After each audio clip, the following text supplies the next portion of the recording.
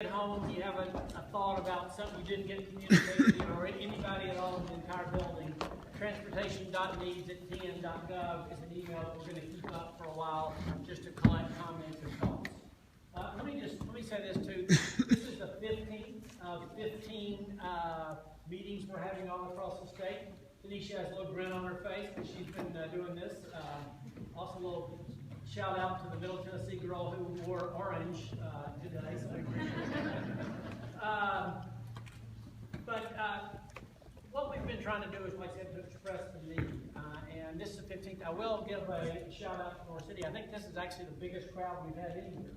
So we appreciate the community coming out to listen and hear and have input. So with that, I guess let me start with those around the table. Any questions or comments about what we talked about? How it works, or thoughts, or some needs that you might think that we didn't get up there that you think are particularly critical? Senator now. Well, thank you very much for coming and for doing this across the state, really. I think it's especially important in this community. They're very appreciative of your coming, as well as coming earlier for the check presentation. But the gas tax, and it was really originally a user fee. Right. And it slipped a little bit away from that, and chances are that hole will become greater with more people that are driving Mercedes that use diesel fuel and pay a lesser amount. People in hybrid cars don't pay as much as folks in a regular car. People in propane or battery cars don't pay anything. And I know it's not a big chunk of revenue, but has there been thought given to how one can really equalize the burden on the user, all the users? Yeah, I think you bring up some really good examples of both why we have an issue and then some possible things that we can do. We've thought a lot about that. Again, we don't have any specific things, but to your point, if somebody has an electric vehicle, and we're proud of those, we make those in Tennessee. Nissan makes the Leaf here in Tennessee, so we're proud of those. But literally, you're driving up and down the road for free. And so part of, I think, any solution will have to be something comprehensive that addresses that and makes certain it's fair in terms of how we pay for our roads. Because there's, like you said, initially it was a user fee. There's no doubt that now it doesn't have that same basis if things have changed. Other questions or comments? Yeah, Mayor. Hey, Governor, if I may, I appreciate your staff and all the work they've done. I'm a big proponent of these long-range capital plans so we can see a vision of where we're going. I think if you go back in history, in Tennessee in the 80s, you saw a governor at the time, who's now one of our U.S. senators, who had the same vision. And because of that, we had a lot of construction of infrastructure in our road system. And I think because of the infrastructure improvements that were made, that let us have a lot of economic gains throughout the years, through even our auto industry. So, it's very important for us to have our capital range project. I appreciate the work you're doing on that. I think if we look down the road, I think we'll see the advantages of one, you're just right on the cue. We got to maintain what we have. We have to identify what our future needs are, and then we have to determine how to pay for those. But I appreciate the work you're doing. I think we saw some major improvements in really our per capita income from the 80s, and part of it was because of our road infrastructure. So it's an important investment for us, and anything we can do to help support that cause, we will. Governor, I think, first of all, thank you and your staff for what you do, and I'm one of those who come to the TDOT understanding. It took a while for me to get from my perception of what TDOT did to where today I understand completely. I think their role and how important it is. You may not know, but a lot of these people have been here since 11:30 because they care. I think what you see is a community of people who know that we as a state have been on top in a number of these categories because of leadership like yours and some before. And I think they they care enough that this is a huge time, that they think it's important time. Economically, we're kind of poised, we think, in this community to show tremendous growth. That's been, in my opinion, and potentially, now I talk about this a lot, that's been what we think is the issue here, is we can stymie economic growth by staying where we are, and we can look out ahead, and those people we're responsible for, which is the generation that come after us, and ultimately, we've got to make some decisions here, how we do that. So thank you for what you've done for us. Other comments? I'll be there in 1 second. I don't know anybody else around the table, then yes, Jeff, for Welch. East Tennessee is, Representative Matlock indicated that we are going to grow. Of that 2 million folks that are growing in the state of Tennessee over the next 20-some years, we probably expect potentially 400,000 of that in the metropolitan area. And how we do that is going to be very, very critical to our economic development and our prosperity for the folks living in East Tennessee. At the same time, our population is getting older.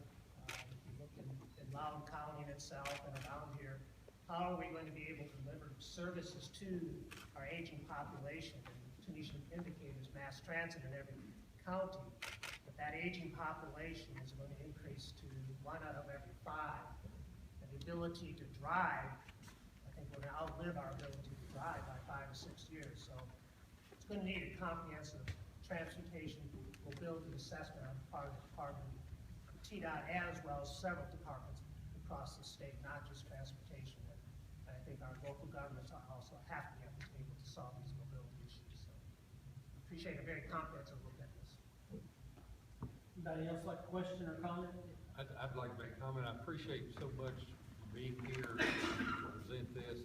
I appreciate the Department of Transportation so much. Matt Barnes and Doug Gunnels have responded to Blount County needs individually, and I can't thank you enough for that. Blount County is pretty much a small picture of what the state is facing.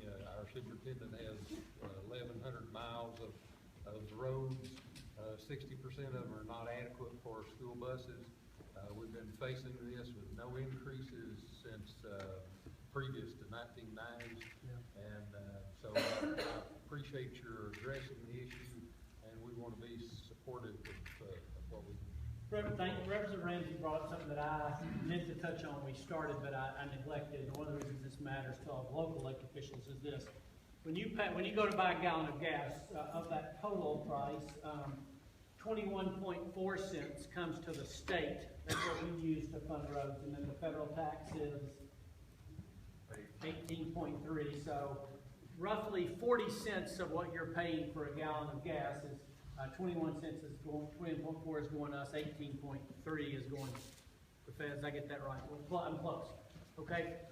Of that 21.4 that we collect, 60% we keep. So John and Paul and Tanisha and their department spend 60% of that to maintain the interstate and all the state highways. The other 40% goes back to the locals to do the work that they need to on county roads, city roads, etc.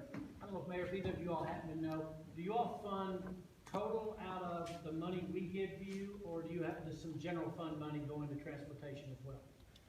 We have probably 20 to 25% more from local.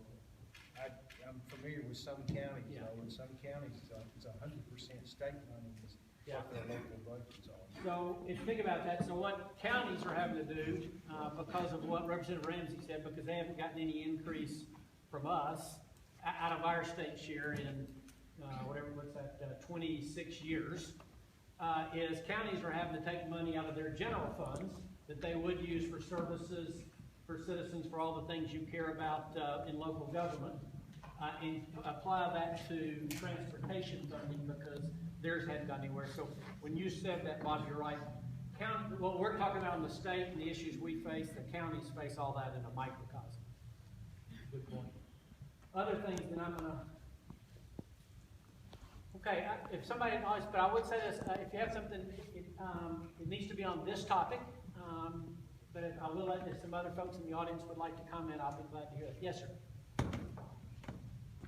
I appreciate, Mr. Governor, your stance with regard to building the transportation infrastructure. I think it's crucial to the future of the state of Tennessee, being a lifelong resident of the state of Tennessee. Likewise, I think the Tennessee Promise Program that's gotten a lot of justified recognition is a wonderful program. I would suggest that part of the solution to the increased tax for gasoline tax proposal might be in connecting Insure Tennessee and the increased tax proposal together. On the Insure Tennessee, we're leaving today 1.7 million per day lane that already exists, which started out close to 2.7 million a day.